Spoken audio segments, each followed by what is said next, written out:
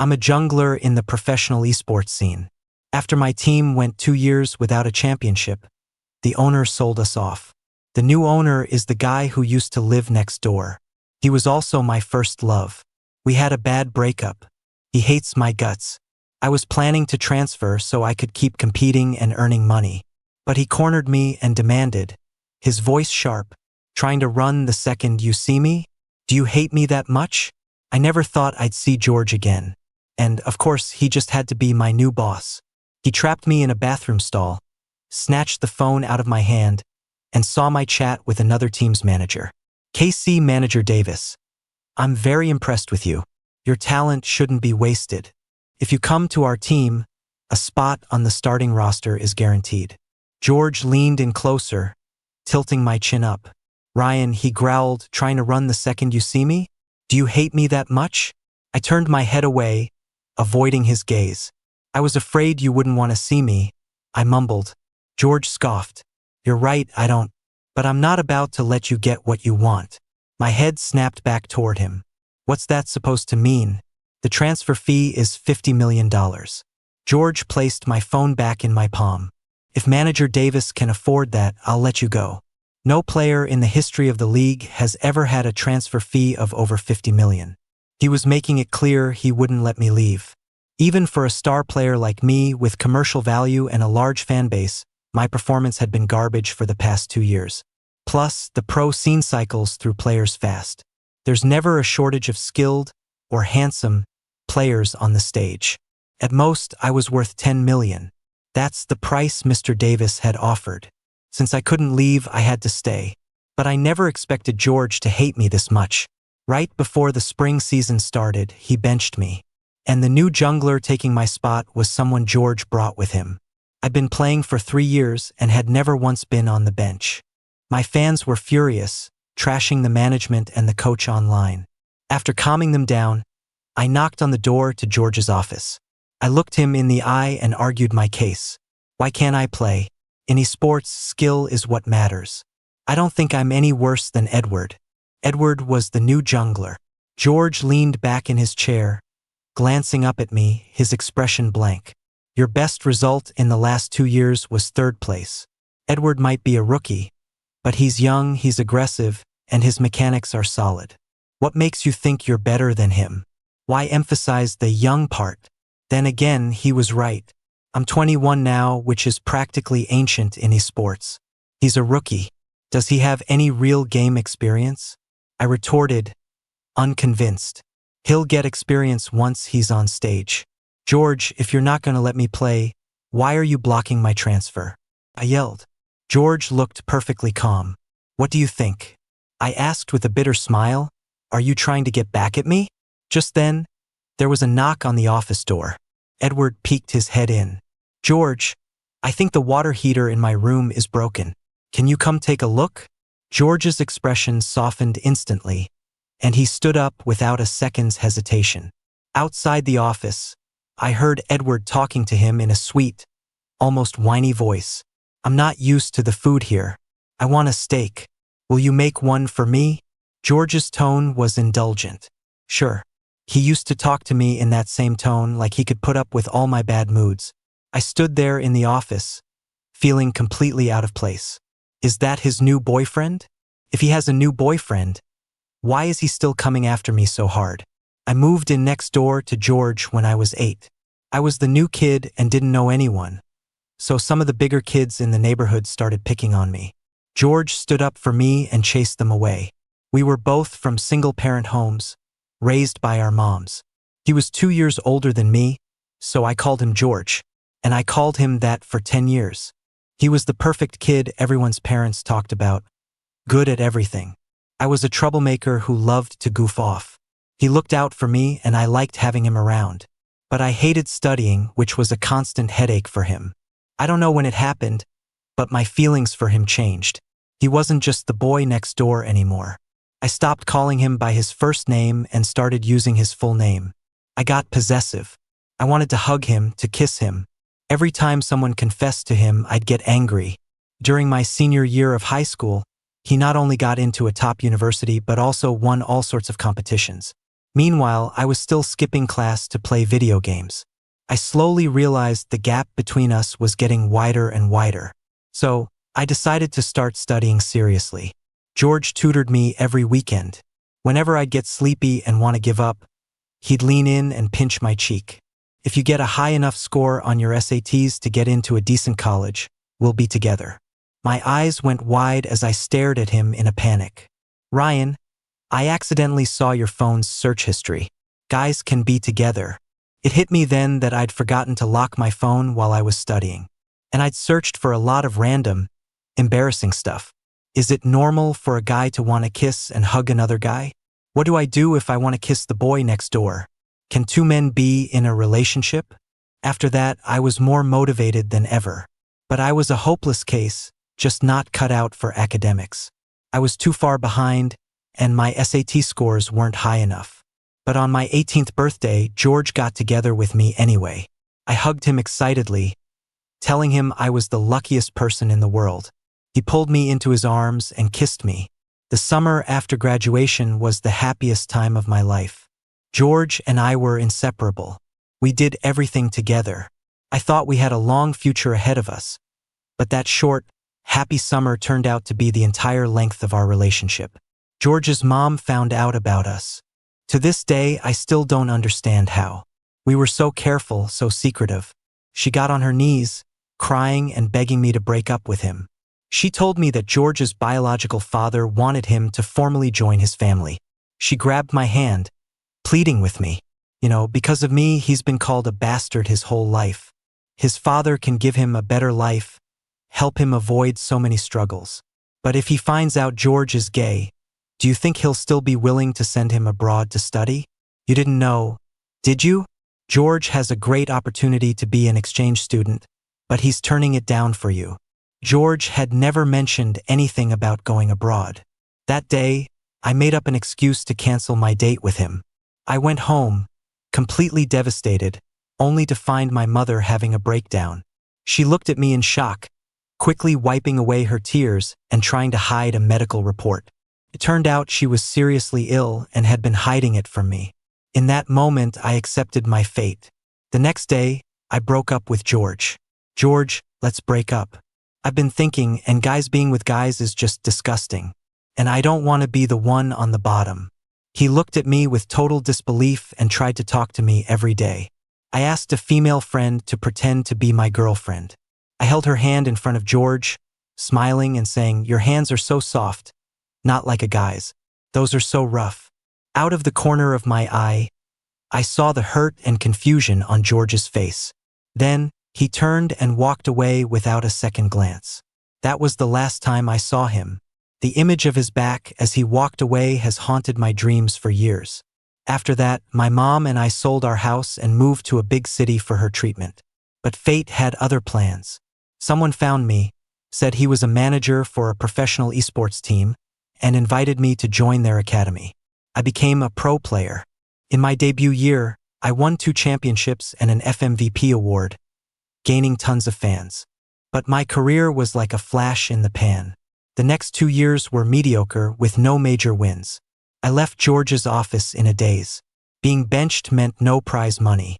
Thankfully, I'd saved up a good amount over the past few years, enough to cover my mom's medical bills. Right before the spring season started, the team manager took me to the hospital. The doctor said I had severe tendinitis in my hand and recommended I take a break to rest properly. Otherwise, I might not be able to compete ever again. The hand injury started last year. I didn't think much of it, but I never realized it had gotten this serious. Outside the exam room, the manager clapped me on the shoulder with a smile. "Well, I guess it's a blessing in disguise. Rest up and make a comeback in the summer season." I looked down at my hand and muttered to myself, "Can I really make a comeback? I'm almost 22. Any sports player's career is so damn short. I should have listened to George back then and studied harder." Speak of the devil. We ran into George in the hospital lobby. The manager greeted him enthusiastically. George was holding a report, and he gave me a cold glance. I peeked at the paper and saw the words insomnia and depression. Before I could get a better look, George casually folded the report. Insomnia? Depression? I looked at him, a little worried. The manager asked, "Are you here for a checkup?" George didn't answer right away. His gaze shifted to someone behind us. It was Edward. George gestured toward him. I brought him. I breathed a sigh of relief, but I was still concerned. Edward seemed so carefree, just like I was at 17 or 18. How could he have insomnia and depression at such a young age? How could he play well? Then George asked, "What are you two here for?" I didn't want him to know about my hand. Before the manager could speak, I cut in a physical. He let out a sudden, cold laugh but didn't press the issue. After buying our team, George renamed it XLW. The fans joked that it stood for spicy. Half a month into the spring season, XLW's record was all losses. I have to admit, Edward's mechanics were incredible, but his team awareness was low. It's a common problem for rookies. But a match is like a battlefield. No one is going to wait for you to grow up. The public pressure on XLW became immense. People were saying all sorts of things online. I was sitting on the bench with the coach on my left and George on my right. After we went down 0-2, I told the coach, "Put me in." The coach looked uneasily at George. George glanced at me coolly. "You think you can win just by getting on stage?" I lowered my head and mumbled, "At least we won't get swept." "No," George said firmly. "Does he really have that much faith in Edward?" I turned and stared at the side of George's face for a few seconds. I hadn't seen him in over 3 years. He was more mature now and much colder. No, just colder to me. My heart ached as if pricked by a tiny, sharp knife. I looked away, blinking hard to push back the wave of sadness. After the 0-3 sweep, the fans were in a terrible mood. A few extremists cornered Edward after the match, screaming insults and personal attacks at him. George called the police immediately. Outside the locker room, I could hear George comforting Edward. He sounded so patient and gentle. When I first started playing, I was just as lost and helpless. I got a lot of hate too. How did I get through it back then? I thought about my mom's expensive medical bills, and I thought about George, and I just gritted my teeth and pushed through. Asshole. I kicked over a trash can outside the door. "If you hate me so much, why won't you let me transfer? Why make me watch you be so gentle with someone else every day?" If this was his idea of revenge, then it was working. The next day, news broke online that the people who had harassed Edward were my fans. Suddenly, I was at the center of another firestorm. George called me into his office. His brow was furrowed. "Fan behavior reflects on the club's image." I raised an eyebrow. "Don't worry, I'll post on social media and tell my fans to chill out. But this has nothing to do with me fundamentally. No matter how bad you feel for Edward, you can't pin this on me. Can you?" George sneered. "So scared I'm going to blame you? There was already a lot of drama about you being benched for the spring season. Now with this, the haters are having a field day. Let them talk," I said, giving up. "I don't care." George frowned. "It's not like you would care anyway. All you care about is Edward. Out of sight, out of mind." I took a leave of absence from the club. My mom was living in a care facility with round-the-clock nurses. She was happy to see me. First, she asked how I was doing, then said with concern, "Ryan, you've lost weight. I've been looking for your live streams, but why haven't I seen you in any matches?" Not wanting her to worry, I lied. "I forgot to tell you, I'm playing in a different tournament. It's not streamed, you can only watch it live. My Ryan is so amazing," she praised. I looked down, fighting back the sting in my eyes. The afternoon sun was warm, and I pushed my mom's wheelchair around the garden. Of all the rotten luck, I ran into George and Edward even hiding out here. My mom had always liked George, so she was surprised and happy to see him, pulling him aside to ask a million questions. "It's been over 3 years. Where did you and your mom move to? You never even left a new number." George crouched down, speaking gently. "We moved to Boston. My mom misses you too. She talks about you all the time." I stood off to the side, lost in thought. So he didn't go abroad? I didn't notice that George had taken out his phone and exchanged numbers with my mom. "Oh, by the way, George, what are you doing here?" George glanced back at Edward and told him to say hello. "I'm here with my cousin to visit our uncle." I looked at Edward in surprise. His cousin? I'd never heard him mention having a cousin before. All my jealousy over the past few weeks felt like a joke. Then again, if it wasn't Edward, it would have been someone else. A couple of days later, my mom texted me. "Ryan, your friend George came to visit me today. He asked me a lot of questions. He asked when I got sick, and if our sudden move had anything to do with it. I don't know what happened between you two, but I can tell he cares about you a lot. He kept asking how you've been these past 3 years. If you have time, you should talk to him. You've known each other for so long, and I'd hate to see you become strangers." I stared at the messages, feeling anxious. He's not going to figure something out, is he? It's all in the past. There's no point in digging it up. I spent the next few days on edge because of that. Thankfully, George didn't say anything. I had been worrying for nothing. Edward came to find me on his own to ask for some advice on strategy. I told him everything I knew. When I finished, he said cautiously, "Actually, I'm a fan of yours. I started watching your matches 3 years ago. I felt bad about taking your starting spot since I'm my cousin's +1, so I was afraid to talk to you.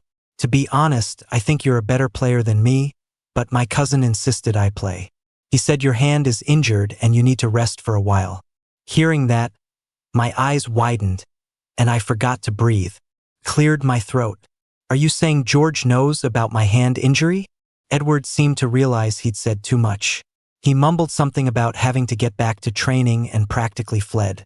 I lay awake until midnight, my chest feeling tight. So he benched me because of my hand? Not because he hated me. How did he find out about my injury? Besides the team manager, no one at the club knew. Unable to figure it out, I sat up and launched a game. I had just finished one match when someone knocked on my door. George's cold voice came from the other side. "Go to sleep." For a second, it was like being back in the old days when he used to look after me. I quietly exited the game, lay down, and closed my eyes. My birthday was going to be busy with a live stream and a club event. So my best friend, and came to celebrate with me the day before. I took her out to eat at a restaurant near the team house. "I can't believe I'm turning 22. I lamented. Ever since I became a pro, birthdays have always been a downer. Not only do they remind me of my 18th birthday, but they also mean my pro career is 1 year shorter." And reached over and messed up my hair. "Can you be normal? You're turning 22 tomorrow, not 82. I smoothed my hair back down and laughed. "You wouldn't get it." I glanced over casually, and my eyes froze. The smile on my face stiffened. I saw George walk into the restaurant, his gaze fixed heavily on and in me, and was the friend who helped me with the act 3 years ago to make George give up for good. After George went upstairs and watched his retreating back and said nervously, "I feel like he was trying to kill me with that look. I hear he's your new boss. He hasn't been giving you a hard time, has he? Why do you put yourself through this? I can tell from your face you're still not over him." I picked up my glass and downed half of it. "Can't be helped," I mumbled, and raised her glass to mine. "Ugh, let's not talk about it," she said sadly.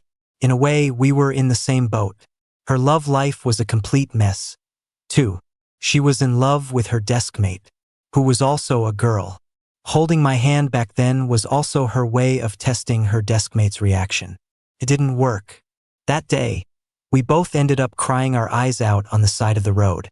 Back at the team house, George cornered me. He smelled strongly of alcohol. He'd clearly had a lot to drink. He stared at me intently. "Ryan, do you love her that much? You still haven't broken up after 3 years? Am I that disgusting?" He held up his hand, staring at his palm as if he could see right through it. "Are my hands really that rough? I can't help it. This is how a man's hands are." The more he spoke, the more hurt he sounded. He moved closer, his hot breath on my face. "You were the one who came on to me first. Why did you suddenly say you were disgusted by me? And your mom was sick. Why didn't you tell me? You must have had such a hard time these past few years. Then again, why would you? You don't need me." My nose stung, and a tear rolled down my cheek.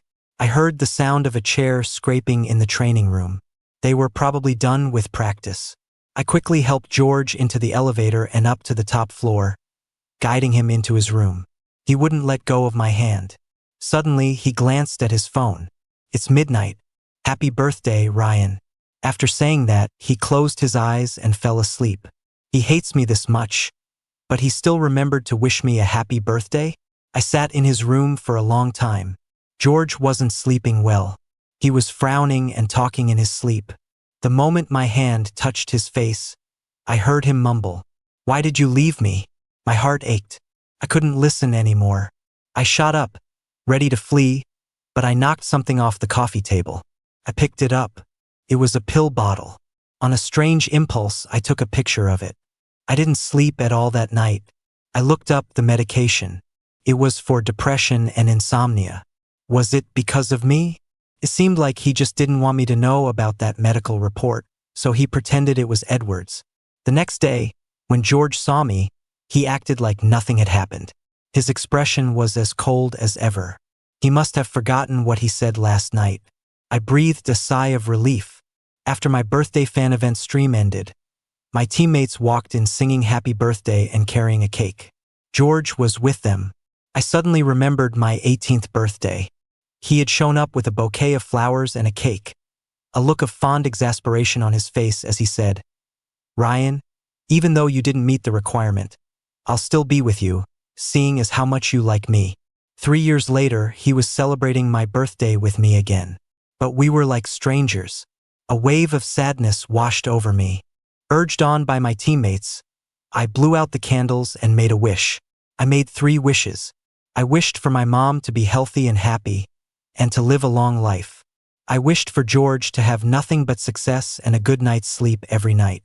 I wished to get back on stage soon and win another championship. When I opened my eyes, my gaze met George's deep stare. I quickly looked away. Our team had a match the next day. We lost again. I watched from the sidelines, anxious. At this rate, we wouldn't even make it to the playoffs. Dying to get up there and play? George had sat down next to me at some point. Yeah, I nodded honestly. "Don't even think about it," George said. Before, hearing that would have broken my heart. Now I gathered my courage. "George, I know you're not letting me play because of my hand injury. I misunderstood you before. I'm sorry." George's expression clearly faltered for a second. "Who told you that?" "No one. I just figured it out." He gave a cold laugh. "Don't overthink it. We were neighbors for years, and you called me your big brother. I couldn't just stand by and watch you ruin your career, could I?" I took a deep breath. "Either way, thank you. And I'm sorry." George suddenly reached out and gently cupped my chin. "What are you apologizing for?" "Everything." He dropped his hand, his tone dismissive. "I don't need your apology." I didn't see George at the team house after that day. I went back to the hospital, and the doctor said my hand was recovering well. It was the only piece of good news I'd had in a while. I went to visit my mom again. She said, "Your friend George came to see me the other day. He brought supplements and fruit." Mrs. Huang in the next bed said those supplements are really expensive. "You should take him out for a meal when you have time." I was stunned for a moment, then agreed. My mom suddenly grabbed my hand. "Ryan," she said emotionally, "I actually know about you and George." My eyes widened as I looked at her. She just smiled at me gently. "I don't know why you two broke up, but I'm sure my illness was part of it. I've been a burden on you. I know how much pressure you've been under these past few years, how hard you've worked. Once, during the off-season, you came to visit and fell asleep on the sofa. You were talking in your sleep, saying George's name." I squeezed her hand and shook my head. "Mom, I've never felt like you were a burden. You're my motivation on stage. Whenever I felt like I couldn't go on, I would think of my mom, and I would think of George." My mom smiled. "Don't always think about me. You need to think about yourself, too. I've looked into it. It's okay for boys to be in a relationship with other boys. George is a good kid. If there's still a chance for you two, you have my full support." I rested my head on her lap and cried silently. "I know, Mom. Thank you." When I got back to the team house, my teammates were scrimming. I started a solo game to practice a new hero that had just been released. After about 2 hours, someone knocked on my door. It was someone from the operations team. "Ryan, it's time to rest your hand." I closed the game, wondering when the ops team got so strict. I was hungry anyway. so I went out to find a newly opened place for a late-night snack. I woke up in the middle of the night with a sharp stomach pain and ran to the bathroom, where I threw up for a long time. I felt a lot better afterward. I thought it would pass, but the pain in my abdomen got worse. I had no choice but to call the ops manager. About 2 minutes later, there was a knock on my door. When I opened it, a frantic-looking George was standing there. He carried me downstairs on his back. I felt awful and had no energy to talk, so I just kept my eyes closed the whole time. I threw up again in the car.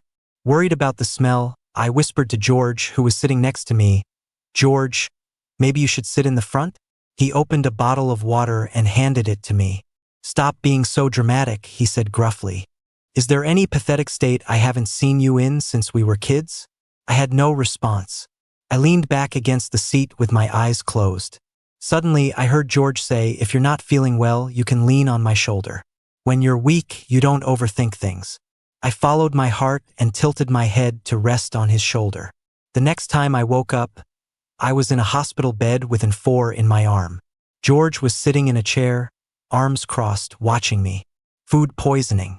His face was dark. He asked me where I had eaten, and I told him. He stood up and made a call. "Since it's a new place," he said into the phone, "it doesn't have to stay open." The doctor said I needed to be hospitalized for a few days for observation. When someone from the ops team brought me my daily necessities, she said to George, "Mr. Xie, I can stay and take care of Ryan." "No need," George said in a low voice. The poor girl didn't know about our history and looked confused, but she didn't ask any more questions. After she left, George looked at me and asked slowly, "You're in the hospital with something this serious. Isn't your girlfriend coming to see you?" I coughed lightly. "She's busy with school." George just scoffed. Once the 4 was done, I felt much better and finally had a chance to check my phone. I had several missed calls, all from Anne. I quickly opened my messages and saw she'd spammed me at 3 a.m. "Ryan, I'm so screwed. I'm so screwed. Good news and bad news. Good news. I'm not single anymore. Bad news. My girlfriend and I were making out at a bar, and your boy George saw us. He recognized me. Ugh. He was so intimidating. I had to tell him the truth. Plus my girlfriend was right there. I didn't want her to think I'm bi and cheating on her. Ryan, I'm so sorry. I'll do anything to make it up to you." I stared at the texts, my head spinning. Remembering what I just said about her being busy with school made me want to crawl into a hole. But I knew and hadn't done anything wrong. I typed back, "It's fine. I just got my phone back. I'm in the hospital with food poisoning. Don't worry. I'm feeling much better after the 4." I put down my phone and turned to look at George, only to find him already staring at me. His gaze made my skin crawl. I pretended I was going to sleep, pulling the blanket over my head and closing my eyes. I'd avoid this for as long as I could. But George clearly wasn't going to let me off the hook. "Ryan, your friend told you, didn't she?" I threw back the blanket and pursed my lips, not answering. "Why did you lie to me?" George continued. I blinked, trying to come up with something. "I didn't lie to you." He raised an eyebrow. "You think I'd believe that?" "Ryan, even if you don't tell me, I'll find out the truth." I remained silent. "My mom came to see you 3 years ago, didn't she?" George pressed on. "She told you to break up with me." As he spoke, he took out his phone. "If you don't answer, I'm calling her right now." Panicked. "Don't call. Don't blame her. She was just trying to do what was best for you." He laughed, a bitter, self-deprecating sound. "Everyone says they're doing what's best for me. Did any of you ever ask me what I wanted?" The atmosphere in the hospital room turned ice cold. George was quiet for a long time before he finally spoke. "I never wanted to acknowledge some rich, powerful father. If he loved me, he wouldn't have ignored me for 20 years. I could have made money even without going abroad. Why didn't you just ask me what I thought?" I looked down, feeling like a kid who'd been caught doing something wrong. "I'm sorry." George sighed and said nothing. The next second, he suddenly pulled me into a hug. "But you were only 18 then," he said, his voice full of resignation. "When did you find out your mom was sick?" "The day I broke up with you," I mumbled into his chest. George's voice was laced with pain. "You must have felt so broken, so helpless." "Yeah. Was it hard, competing all these years?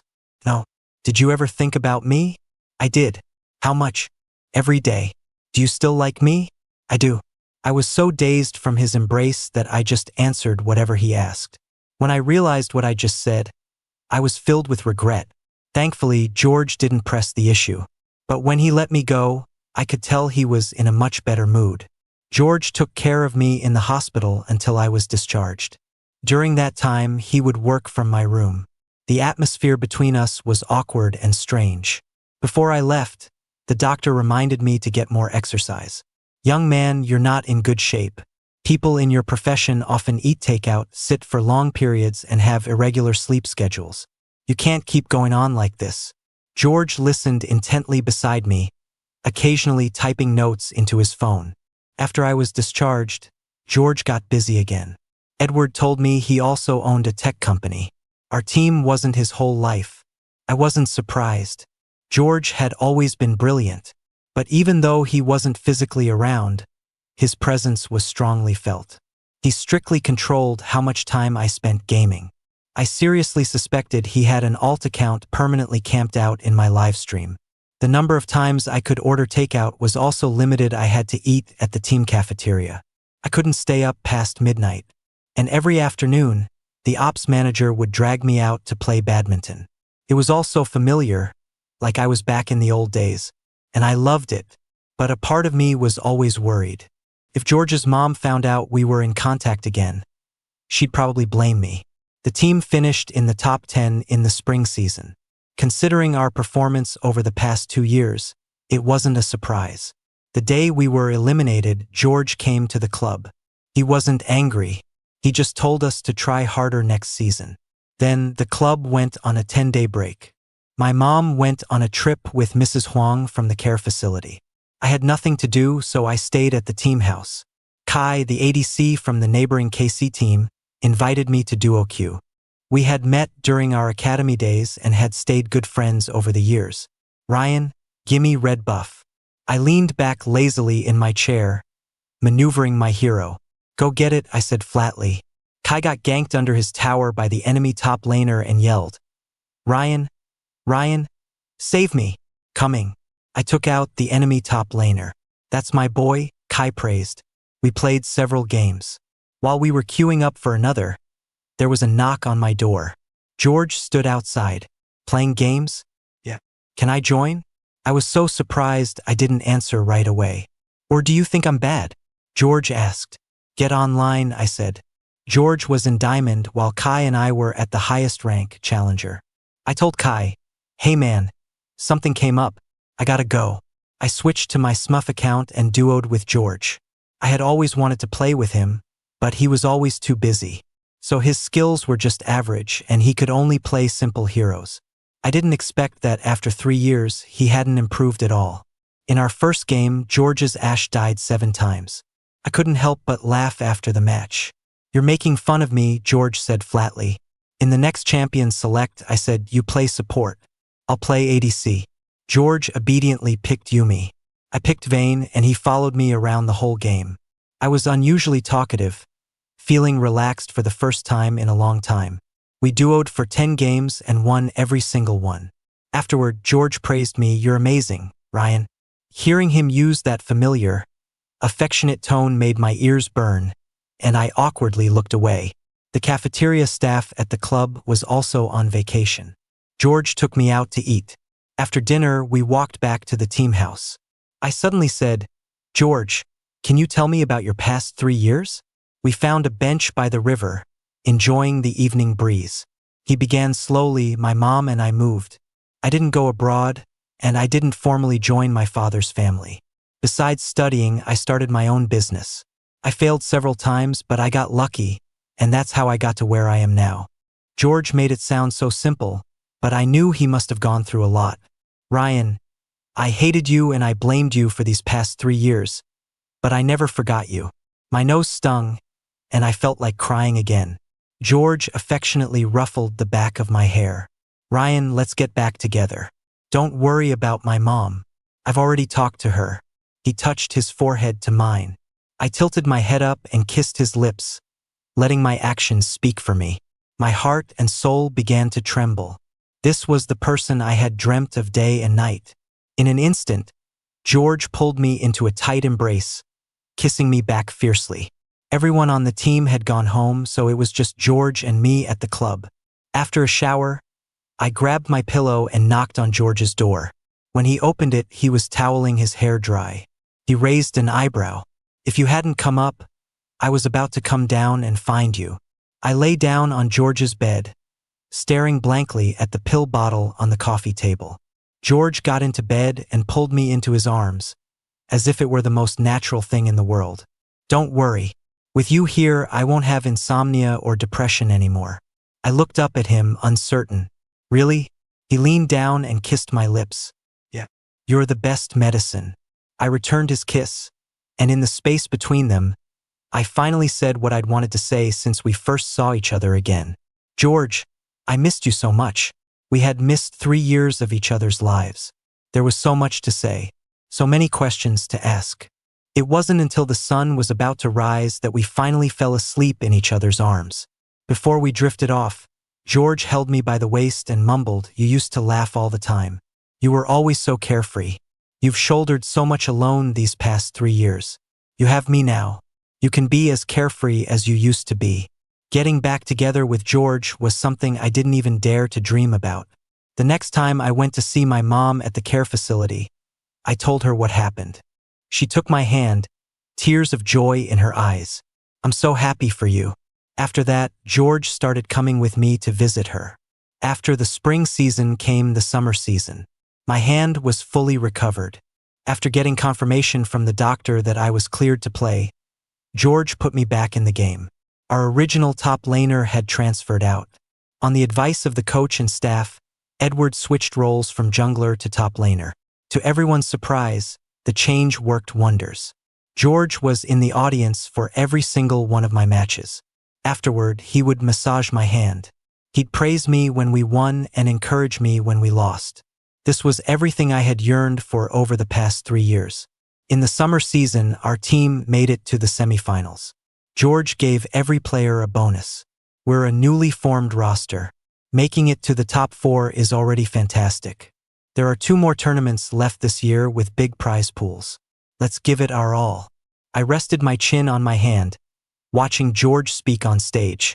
Only one thought crossed my mind. He's so hot. I want to kiss him.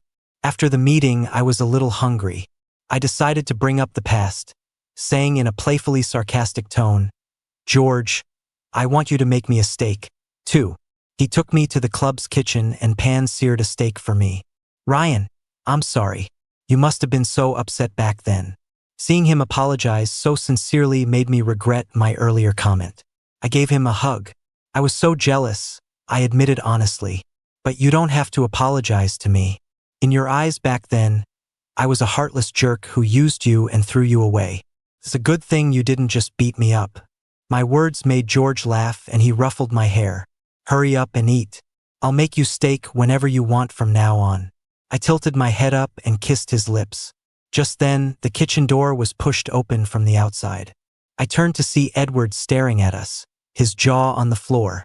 A look of realization dawned on his face. "I knew there was something going on between you two." Later, Edward told me in private. George had personally handled the incident with the people who claimed to be my fans and harassed him. And George had sued all the people who had maliciously attacked and slandered me online. In the next 2 tournaments, our team won the championship. Edward and I each won an FMVP award. I got a huge chunk of the prize money. I bought a house, brought my mom home, and hired a full-time caregiver for her. On the day of the annual awards ceremony, the host announced that I was the Player of the Year. George applauded for me, smiling as he said, "Go get your award." My FMVP, my pride and joy. I stood on stage in a black suit, holding my trophy and giving my acceptance speech. I thanked the club, the coach, my teammates, and my mom. Finally, I want to thank the most special person in my life, someone I lost and found again. I love you.